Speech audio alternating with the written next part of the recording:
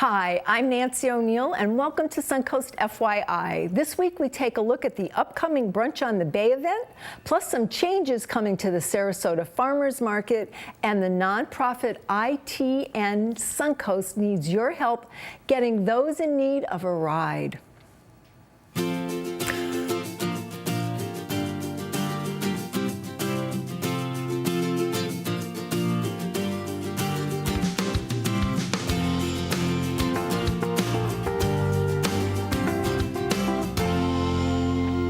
This Sunday, come take part in the USF Sarasota Manatee's signature event, Brunch on the Bay. It's celebrating its 25th anniversary, and joining me now to talk about the event are Lauren Henry and Sean Ahern. 25 years, wow. Well, welcome to the program. What an accomplishment, 25 years. What is Brunch on the Bay? Tell us a little bit about your event and how it started, Lauren. Sure, so Brunch on the Bay is USF Sarasota Manatee's signature scholarship fundraiser. And it started 25 years ago as a way for the university to really open its doors to the community and unite both Sarasota and Manatee over connection and scholarship. Okay, now what kind of impact has it had over the course of the years? Oh, it's had a tremendous impact. During the 25 years, approximately 1,700 scholarships have been given out, and that's impacted hundreds and hundreds of student lives. This being the 25th anniversary, we've had a chance to go back and talk to some of the past recipients and just see how they're doing in their careers, and the stories are just amazing. One particular young man, just last year he graduated, and he had to do a student teaching internship, an unpaid internship for 5 months.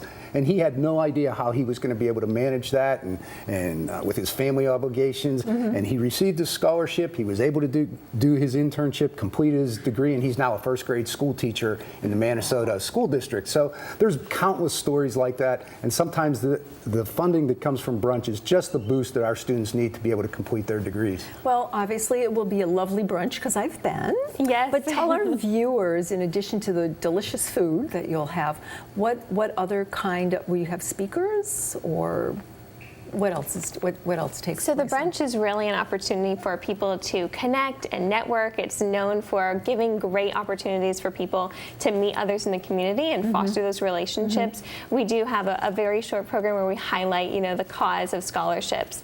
But in addition to that, there'll be some music, wonderful food, as you mentioned, from over about 20 restaurants providing their best brunch dishes. Okay. So. Now, why is it so important for members of the community to take part in this event?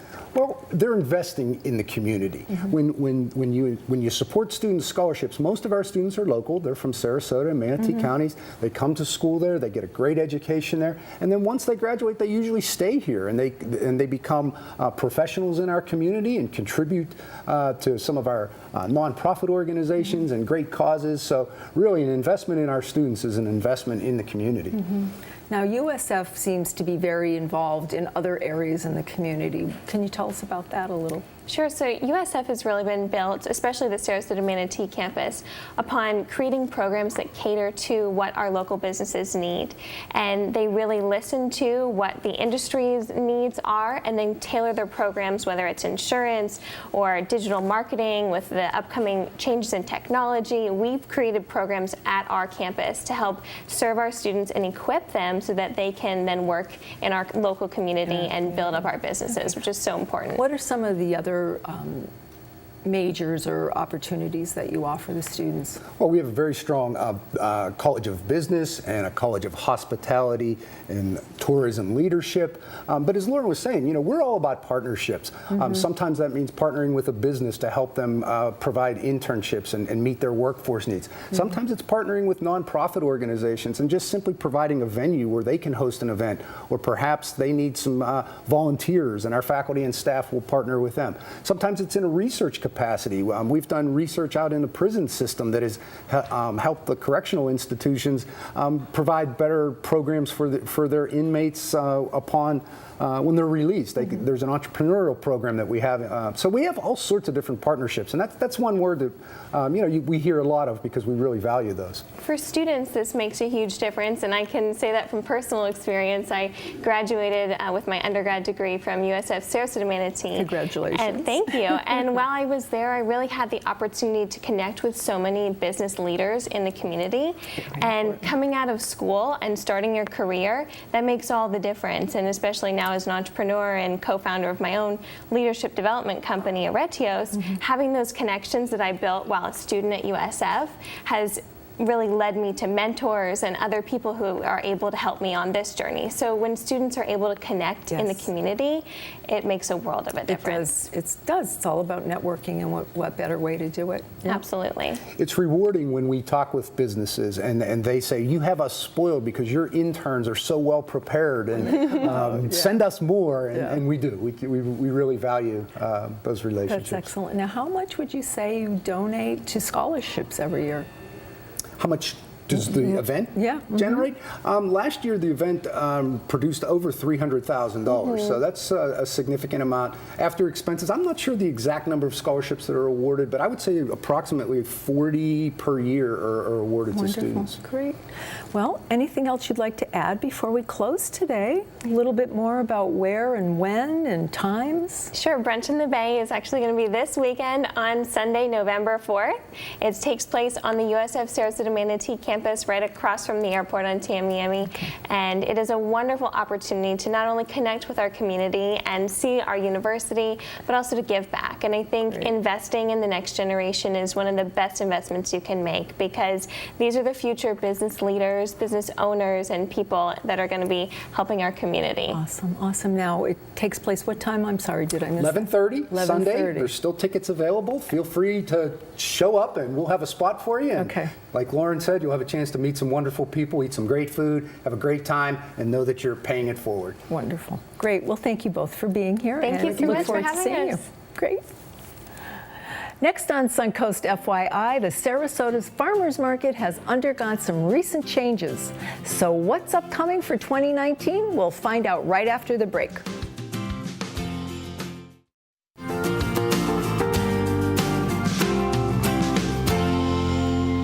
Joining me now is the Sarasota Farmers Market Manager, Phil Pagano, with a look at what's in store with the Farmers Market. Lots of new things happening down there, Phil. Right? Thank you, Nancy. Good to be here. Thanks for being here. But there's always something new at the farmers market. You know, we're lucky to be part of the community. We've been there for 40 years. But there's always new things that, you know, we're putting out different programs. So how long have you been with them? I've been with the market about 14 years. Started out as a vendor. And then sort of volunteered doing some things around the market, and then sort of blossomed into management 12 years ago. And I would like to mention who started our wonderful farmers market for us. Well, obviously Paul Thorpe. You know, we miss Paul. Mr. Downtown. We miss Paul, but you know, it was a great thing that he started 40 years ago. Absolutely, what a and visionary. I always try to mention him whenever I can. Yeah. Well, thank you. Me too. Love the man. What are some of the programs that you have, Phil, at the market now? Well, we have some kids programs now. More and more, we have some kids can do more art things and crafts, and we have programs with, you know, we distribute some food, any food that's left over, produce. We distribute to some different needy organizations. Now, over the year, you donate over 15,000 pounds of produce that's said on your website. Correct. That's a lot of help to our community. community. That's a lot of the vendors, especially the produce vendors, who really give back to the community, you know, each week when they have, you know, leftover items or whatnot. Now, I think you said you moved? Did the farmers market we shifted. Move? You shifted, okay. We call it a shift because, you know, we don't want to confuse everybody about a move, but we shifted over, you know, south of Main Street on Lemon. Yes. You know, with this construction of the Mark, that's going to be very beautiful, by the way, when it's done. And the rebricking of Lemon. They're going to brick Lemon all the way down to Paul Thorpe Park. Oh, how lovely. So we've shifted over to First Street, and people can, you know, still find us coming down the north part of Lemon. The vendors are still there, and there's a little walk through, and there's plenty of vendors. And now, how many vendors do you have currently? We have about 80. and that fluctuates a little bit, but normally, I mean, Yeah. you're pretty full. But you have to understand that because we have 80 vendors doesn't mean some vendors have multiple spaces. Let's take Browns Groves. They probably have 10 or 12 tents. Oh my gosh. So let's take Warden's Farm. They probably have 10 or 12 tents. Yes. So it's Kinsey's huge. Produce has 10 or 12, Yeah. 12 Yeah. tents. So some vendors have multiple tents. Okay. And the farmers market is always 7 a.m. Year to round. 1? Year round, 7 a.m. to 1 p.m. Okay. And how many people would you say over the course of a year attend the market, Phil? Well, we did a foot traffic study a few years ago, and I was pretty shocked that we probably get 500,000 people a year Oh my gosh. just on Saturday mornings. That's amazing. That's amazing. And the amount of revenue, would you say, not just goes to the farmers market, but I think it probably spreads to the community? Well, we did a financial study, and we figured that we generate $60 million to the downtown, you know, whether it be merchants or people buying, you know, at the market. So Sure. that's a pretty good size impact. Yeah, so the market is the draw, and then it helps the community as a whole. Yes, it does. Which is great, so thank you for all of that. Now, yes, talking about impact, what other impacts do you see the farmers market having on the community? I think we have a healthy impact. You know, we're getting more and more young people that come to the market, you know, that are buying fresh produce, they're buying, you know, whether it be Sarah Fresh, you know, buying fresh. What's Sarah Fresh? Sarah Fresh does cold press vegetables into a drink. Wow. Very healthy. Okay, I guess it's been a while since I've Yeah. been there. I better and check there's that out. other healthy options Yeah. at the market. So, A lot of great food, Yeah. but products, everything. I mean, there's nothing there that I can think of that you wouldn't go there and buy. Well, even really. our artisans are good Yeah, too. I mean, yeah. it's a nice mix. blend of both, you know, like agricultural and artisans at our market. Yeah. Now, in addition to helping the community, what do you do for our nonprofits besides donating all of that food? Well, one of my favorite things to do, and you know, we've known each other for a lot of years, is really helping out other non-for-profits. You know, we give them space, whether they're promoting, you know, an event they're having or regular. We have some on a regular basis. Second Chance, the Hearing Loss Society. So. And they come and they do testing, right? The Hearing Yes, Loss they do Society? testing. Yep, once a month. It's usually the last Saturday. So that's something that customers have really enjoyed. Okay, anything else you'd like to add before we finish the segment today with Well, you? I'd just like to add that we have shifted over, and we'd Yeah. like to make sure that Everybody knows. Everybody knows, and people come down. Okay, great. Well, thank you, and thank you for all your hard work. Thanks for having me. When we come back, we'll take a look at the nonprofit ITN Suncoast, so don't go far.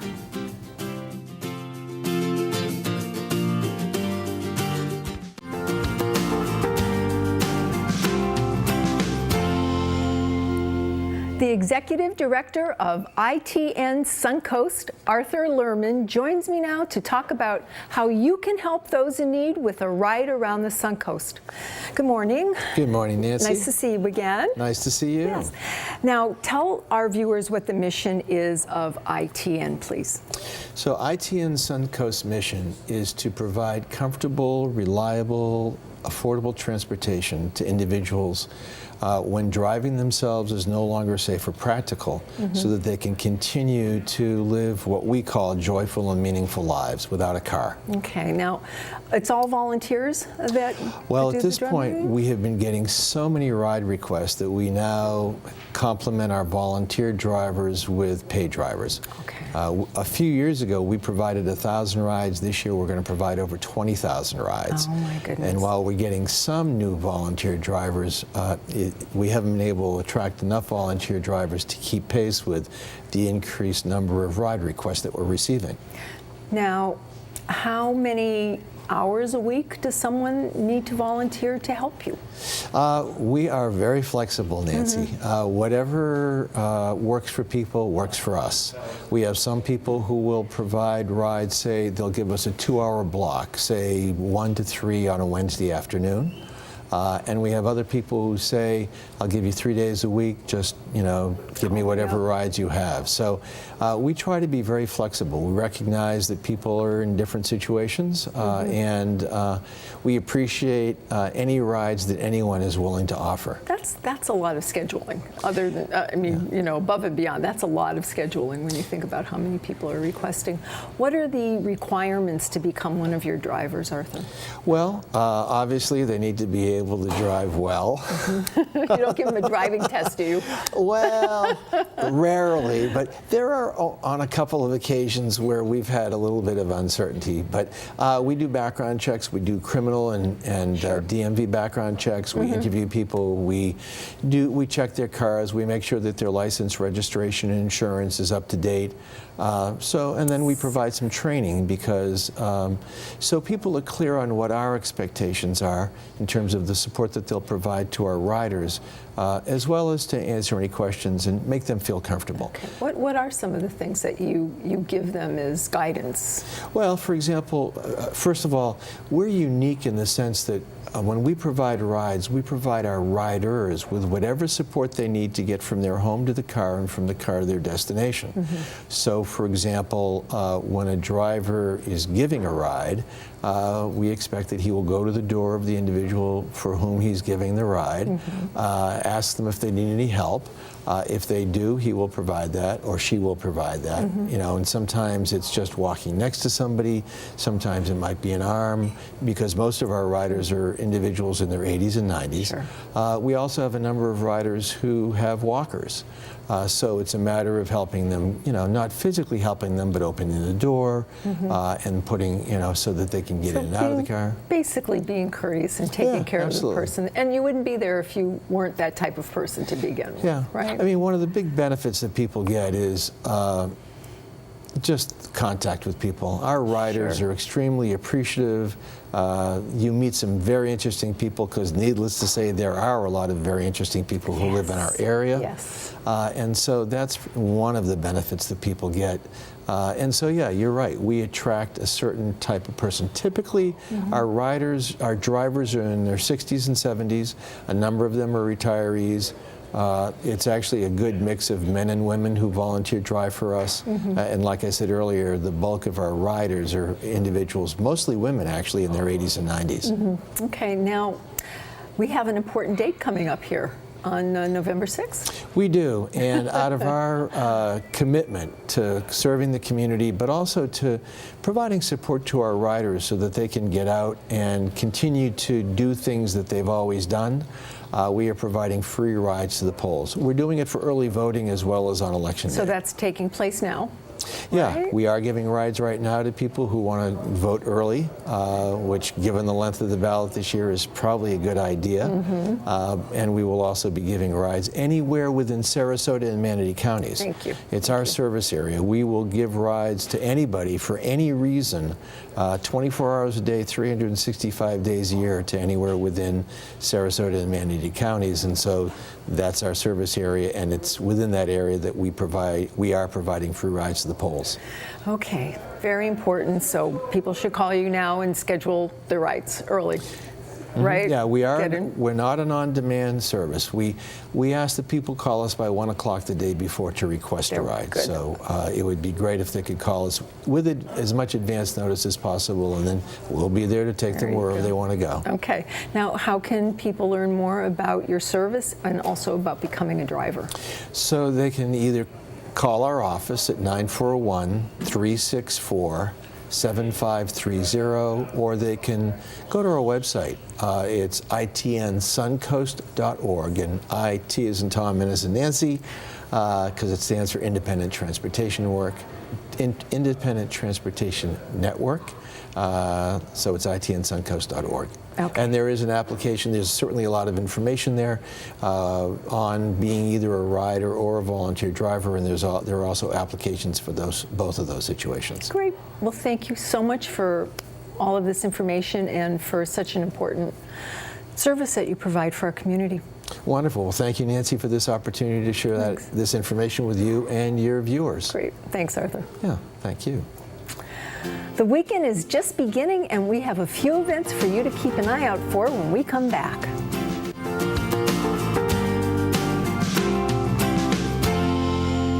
This weekend on the Suncoast, it's the annual Sandblast day-long sand sculpting competition taking place along the shores of Manatee Public Beach in support of Keep Manatee Beautiful. The event runs from 9 a.m. to 2 p.m. Saturday. Plus, it's time for the annual Sarasota Medieval Fair, and the event runs throughout the weekend at the Sarasota County Fairgrounds from 10 a.m. to 5:30 p.m. If you would like to promote your community event on Suncoast FYI, we would love to hear from you, and this is a complimentary service. Please call our producer, Robert Pandolfino, at 941-361-4616. To view previous episodes, go to snntv.com under Programming. I'm Nancy O'Neill, and we'll see you next Friday on Suncoast FYI.